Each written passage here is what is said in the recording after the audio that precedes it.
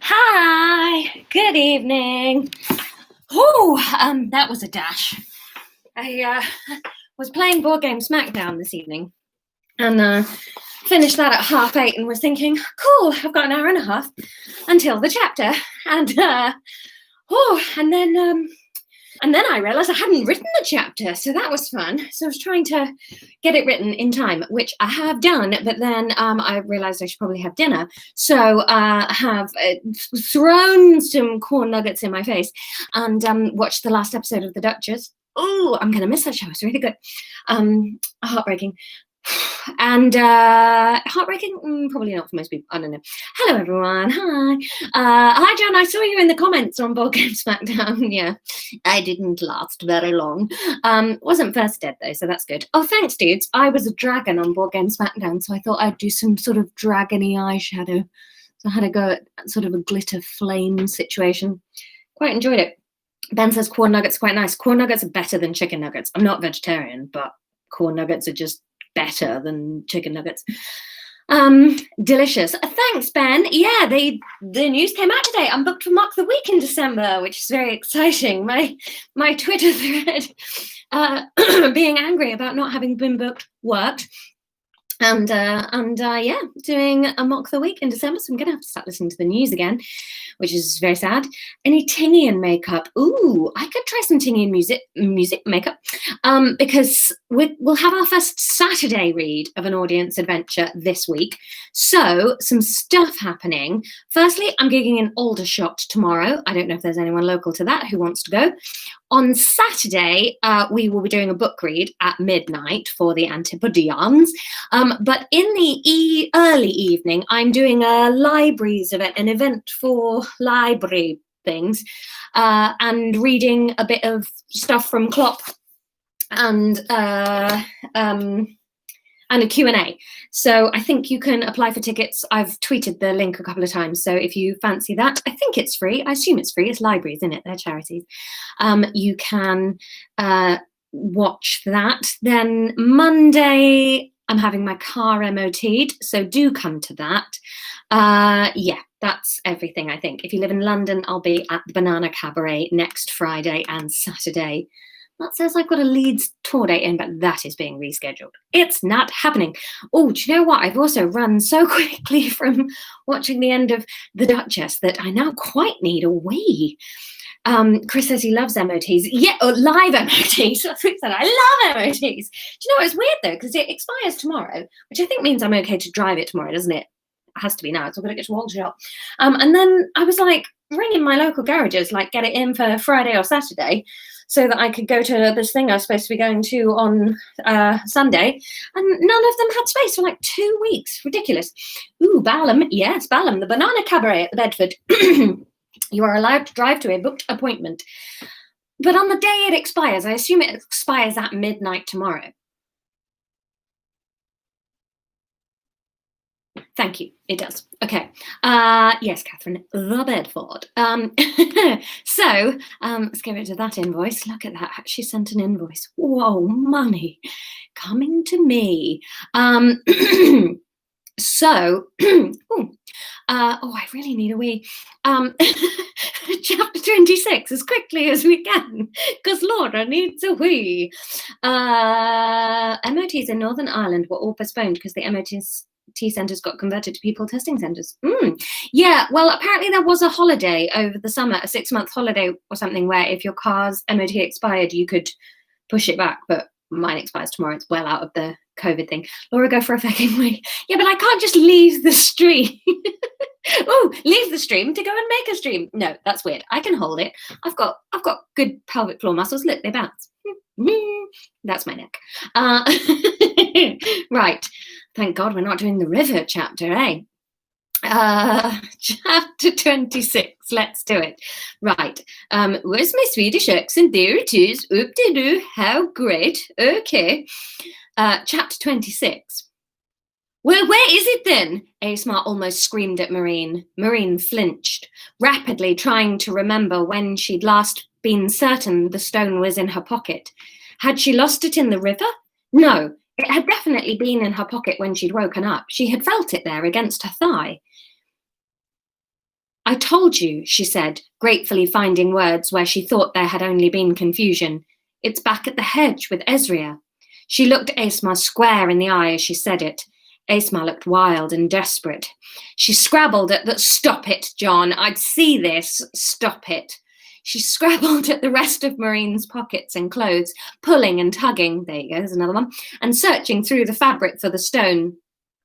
"You have to give it to me," Aesma sobbed, and as she looked up into Marine's face, Marine saw tears streaming down Aesma's pale skin. Strong hands took hold of Aesma's shoulders and pulled her off Marine. Briar, gentle but firm, manoeuvred Aesma away from the trembling Marine and found her a large stone to sit down on. "Well, now you've broken it, haven't you? The next story we're going to do is just going to be porn." Aesma didn't struggle. She gave in to Briar's handling and allowed herself to settle on the stone. "You have to give me the stone. If you don't, she will." Aesma's voice faded away to nothing, and Marine felt her heart throbbing with sympathy for her. Gosh,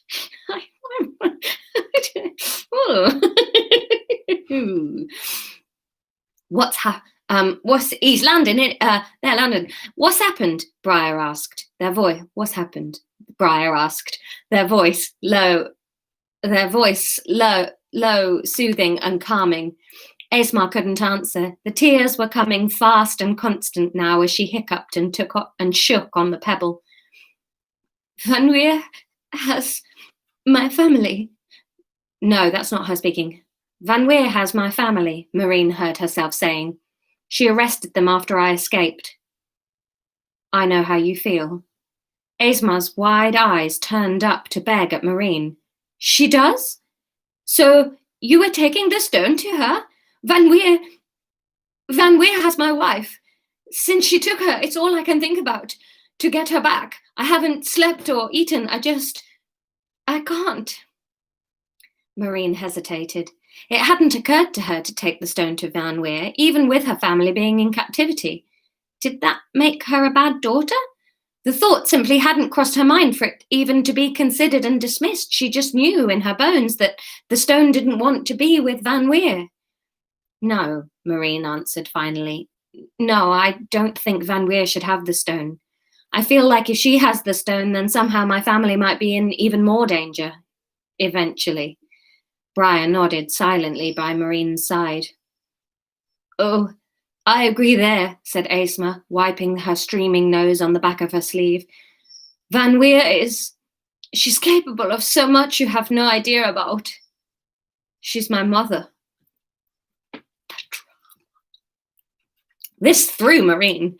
It was almost like the votes were tied, and so the author just went, "Fuck it," and did both of them. She felt like she could barely compute the information. "Your mother," she and Briar said in unison, and Aesma nodded gloomily. "She had barely anything to do with me growing up.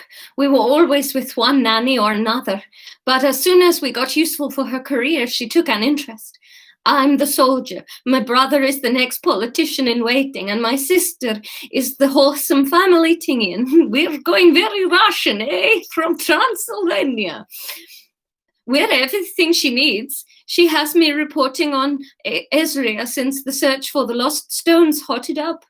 Then, just before we went topside to retrieve this one, she let me know very casually that she was going to take Aliette in to stay with her while I was away. She said it was for safety, or so Aliette didn't get nervous or lonely, something along those lines.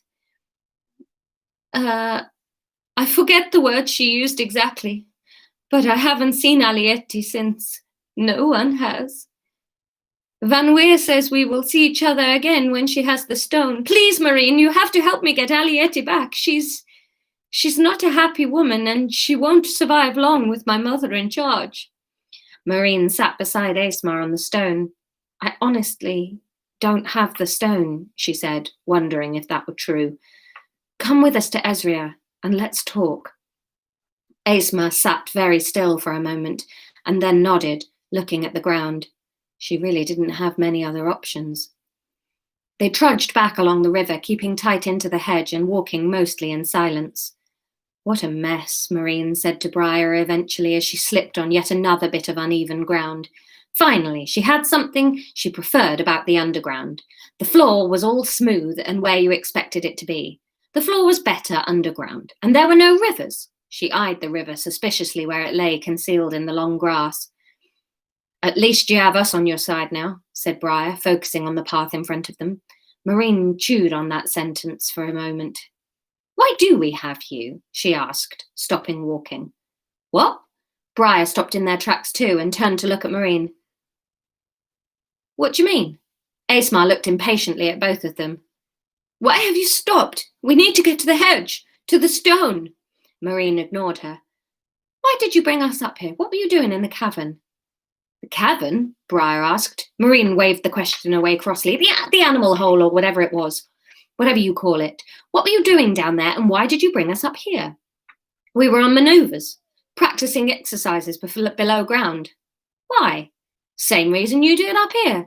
All sorts of things are different. The light, the air, the ground is all smooth and hard to walk on. We need to be at our best, so we practice. Briar's face was serene, but Marine sensed there was something they weren't telling her. So why take us? And you get to decide that. Bum, ba, ba, ba, bum. You can choose why they decided to take the team. Your options are, did someone sense the stone? One of the topside Tingians. Did one of the topside Tingians know Vanweer was up to no good, so took them when they knew they were outlaws to help the fight? Or did they take them for a ransom when they said they were outlaws? Those are your choices. Sensed the stone, knew Vanweer was up to no good, and so took them when they found out that they were outlaws to help the fight, or took them for a reason when they said, took them for a ransom, took them for a reason, let the reason be mud. Took them for a ransom when they said they were outlaws. Those are your choices. You've got till Saturday to vote, so take your time if you like, have a think. And I will see you at midnight, 11:55. I mainly do that because I can't work out if I set it for midnight Saturday, is that Saturday morning or Sunday morning? So I'm setting it for 11:55 to make sure I can't biff it. So there you go. I'll see you for a special weekend midnight feast edition. And yeah, can't think of anything else. I'm going to go wee. Hooray! Bye!